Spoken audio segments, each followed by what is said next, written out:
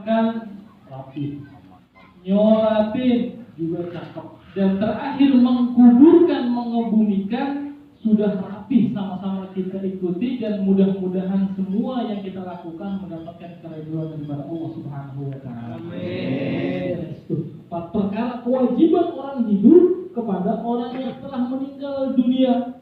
Kenapa kok orang yang hidup yang disuruh? Karena kalau orang mati nggak bakal mungkin mandi dewek, nggak mungkin pakai baju dewek. Kudu ada yang mandiin, kudu ada yang ngapain. Makanya menjadi kewajiban kita selaku orang yang asli.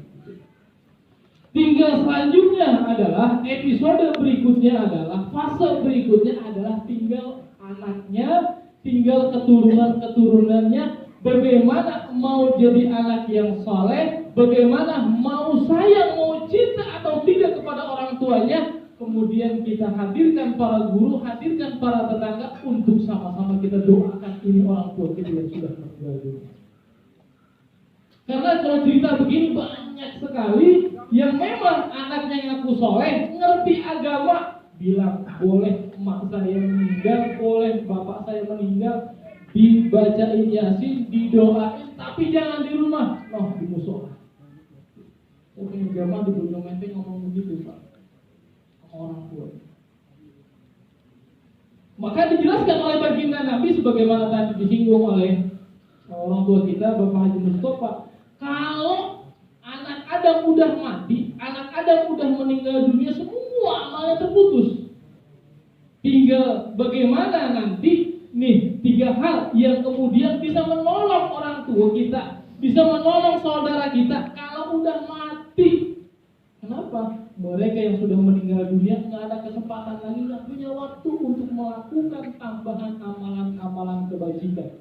Bahkan jangankan untuk orang lain, untuk dewek aja kalau orang udah mati udah gak sempat. Udah puyeng mikirin dewek ini selamat apa kagak. Apa 3 hal tersebut?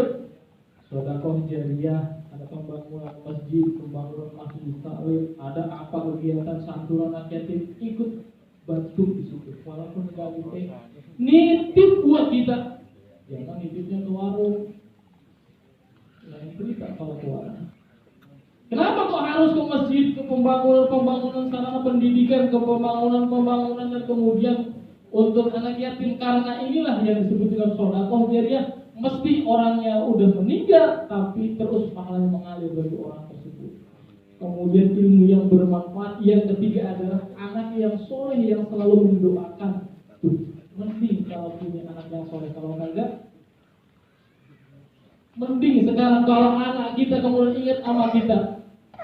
Kalau sekiranya kemudian anak ini nggak mau mendoain kita mau bagaimana? Nggak ada yang nolong kita kecuali anak kita. Kita nggak paham, kita nggak ngerti, nggak bisa ngaji, tapi ngundang guru-guru kita, alhamdulillah merupakan jadi anak yang soleh untuk orang tua kita yang sudah meninggal. Makanya masya Allah kata baginda Nabi, kalau kita ditanya nih semua mau masuk surga atau mau masuk neraka, pasti jawabnya pengen masuk surga. Tapi amal ibadah embung, amal ibadah morak gitu.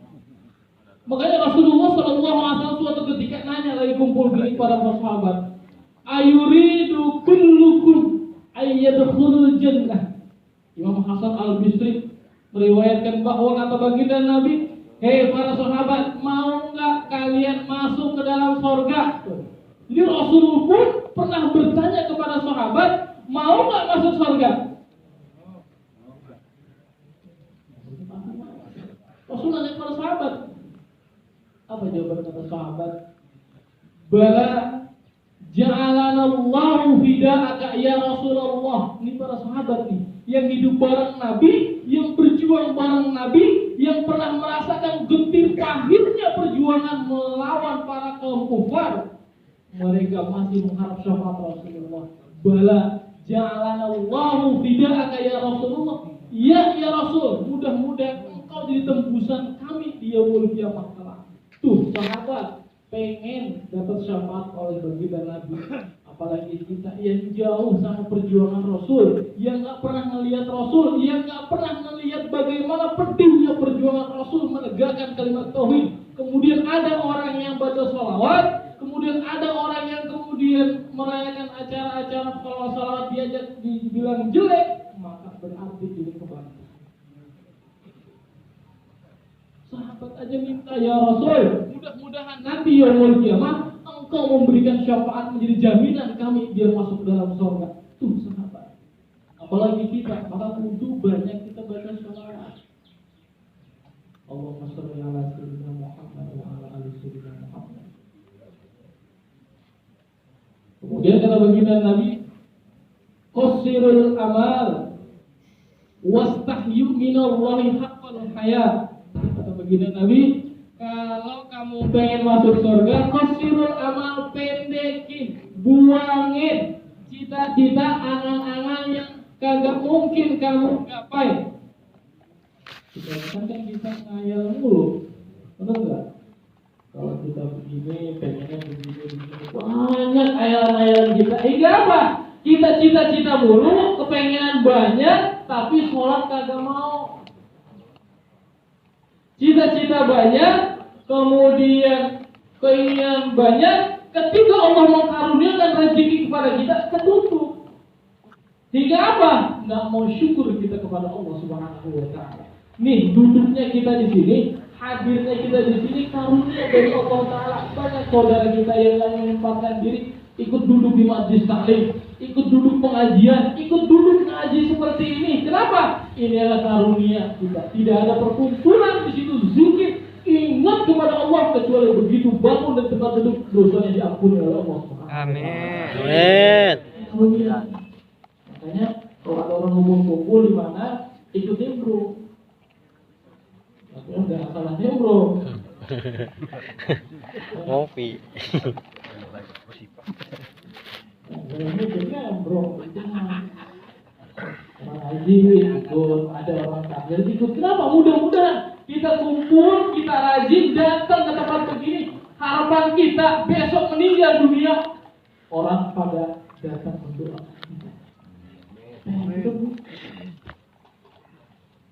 Jadi qasirul amal, pendekin cita-cita. Kenapa? Banyak karunia yang Allah berikan kepada kita karena cita-cita yang pengen kita belum tergapai. Akhirnya apa?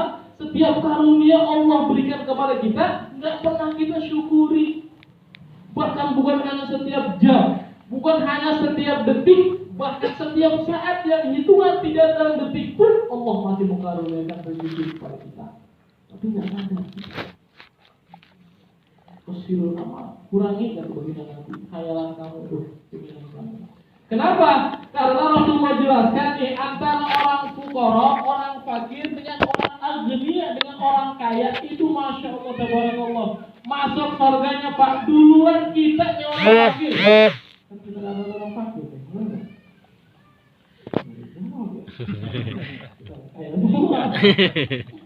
orang fakir itu beda sama orang miskin. Orang fakir itu apa istilahnya, kita punya rezeki sekarang tapi nggak ada buat besok. Kalau miskin benar-benar jangankan buat besok, buat sekarang aja kagak ada. Makanya perbedaan orang kata baginda Nabi, orang fakir sama orang kaya itu adalah masuk surganya duluan orang fakir. Beda nisful yaum, beda setengah hari. Dihitung setengah hari adalah kalau sehari sama dengan 1000 tahun, berarti bandingannya kita orang fakir masuk surga 500 tahun, orang kaya baru masuk belakangan. Maka keutamaan orang fakir. Makanya di antara nabi yang paling kaya adalah Nabi Sulaiman. Dijelaskan oleh Rasulullah bahwa Nabi Sulaiman itu nanti masuk surganya setelah para nabi dulu masuk 40 tahun kemudian baru Nabi Sulaiman masuk surga. Gara-gara apa? Kekayaan Allah karuniakan kepada Nabi Sulaiman. Itu makanya kita jadi orang nggak usah kaya-kaya, cukup. Mau beli motor cukup, beli rumah ada cukup. Ya, mau beli HP ada cukup. Ini usah kaya, cukup ada.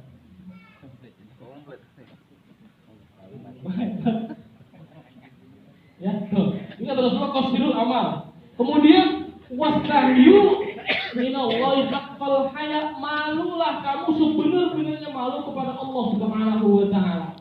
Para sahabat yang hadir, ya Rasulullah, nahnu nastahi minallahi haqqal haya. Ya Rasul, kata para sahabat, kami ini udah benar-benar malu kepada Allah Subhanahu wa taala. Apa kata baginda Nabi? Laisa dzalika bil haya, bukan kayak begitu malunya. Al haya'u innama, kata Rasulullah, bahwa malu itu sesungguhnya antadzkurul maqabir wal bala. Nih yang malu kepada Allah. Apa? Kamu ingat kubur, ingat siksa kubur, maka itu disebut dengan malu kepada Allah Subhanahu wa taala. Ini kalau kita hadir di sini ingat kubur, ingat mati, maka kan? Enggak. Ya. Saudara kita hari ini ada yang tidak dipanggil oleh Allah, mungkin besok kita. Ustaz mau belakang. Kalau Ustaz dulu yang ada yang ngaji tadi ya. Jadi ingat kubur, bahwa saudara kita udah masuk ke dalam liang lahat, sudah dikubur, kemudian dipendam, kemudian diurut, diratain gitu kan. Kemudian kapan kita masuk ke dalam kubur seperti saudara kita? Dan ketika kita di dalam kubur, apakah kita dapat kesenangan atau dapat bala atau dapat siksa kubur? Pada pertemuan yang saya sudah bahas bagaimana seseorang saudaranya yang pernah meninggal dunia, dia lihat, bahkan dia lihat dengan mata kepala sendiri saudaranya perempuan yang meninggal dunia itu kemudian sedang dijilat dan dimakan oleh api. Jadi bahas kalau episode sebelumnya. Kenapa? Karena bukan begitu kita ngeliat kubur, oh orang udah mati begitu baik ditinggal. Tujuh langkah kita ditinggal oleh saudara, oleh orang yang mengantar ke dalam kubur, maka malaikat munkar dan nakir mendatangi orang yang sudah di dalam kubur tersebut. Kalau kita dengar itu langkah malaikat munkar dan nakir, itu gunung, itu kuping kita, gunung meletus, bahkan kuping kita bisa hancur, kepala kita pecah gara-gara ngedengar langkah sendal daripada malaikat munkar dan nakir. Enggak lain yang takut bahwa namanya Mirzabah. Mirzabah itu palu gada besi. Tahu film Ramayana dengan Hanuman? Bawakan begitu. Ditanya man rabbuka, kagak tahu, malaikat itu dipukul. Palu gada itu, tapi Mirzabah. Itu kalau dipukul begitu masuk mandem, bisa masuk gitu, masuk ke dalam tubuh sampai ke dalam. Makanya Rasulullah bilang, malu itu bukan malu kayak begitu, tapi malu yang sebenarnya adalah ketika kita ingat kubur, ingat siksa kubur, maka sebetulnya kita malu kepada Allah Subhanahu wa taala. Akhirnya apa kejadian? Kita mau melakukan maksiat. Kemudian aturan kita nggak sholat karena ingat mati, akhirnya kita sholat.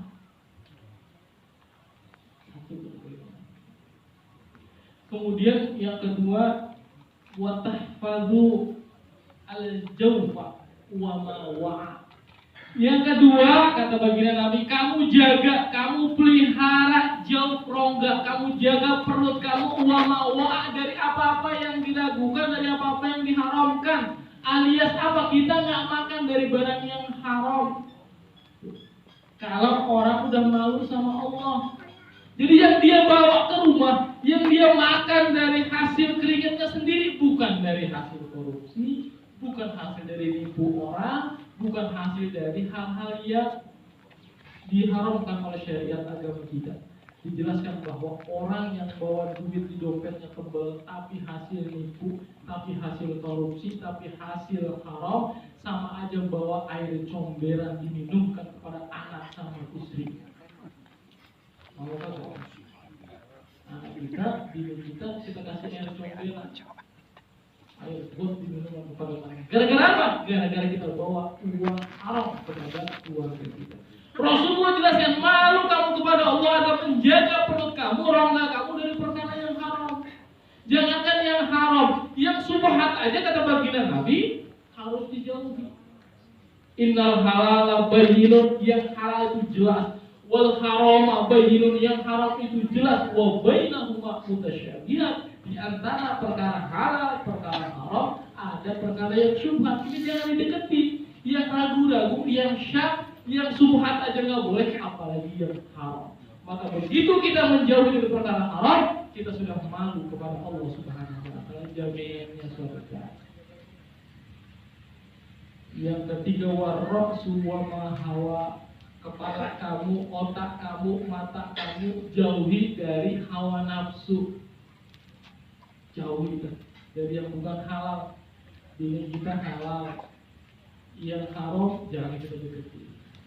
Ya, pokoknya hal-hal yang mengharamkan yang memang tidak halal jangan kita dekati, hawa nafsu kita. Karena itulah setan senantiasa menggoda kita. Dari mana? Dari mata. Turun ke hati. Dari mata turun ke hati. Akhirnya apa? Diresapi, dihayati.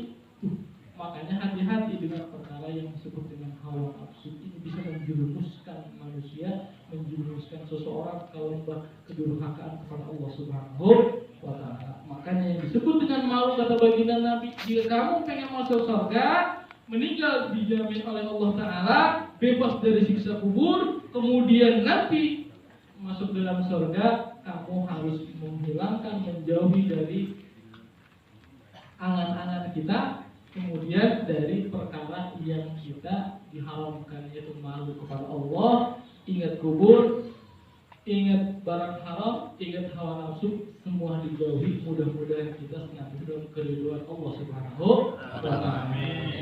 Mudah-mudahan bermanfaat. Kita baca sekali suratul Fatihah, khususan almarhumah Ibu Sani binti Bapak Sani. Mudah-mudahan Allah angkat derajatnya. Amin. Allah ampuni segala dosanya. Amin. Allah terima iman dan Islamnya.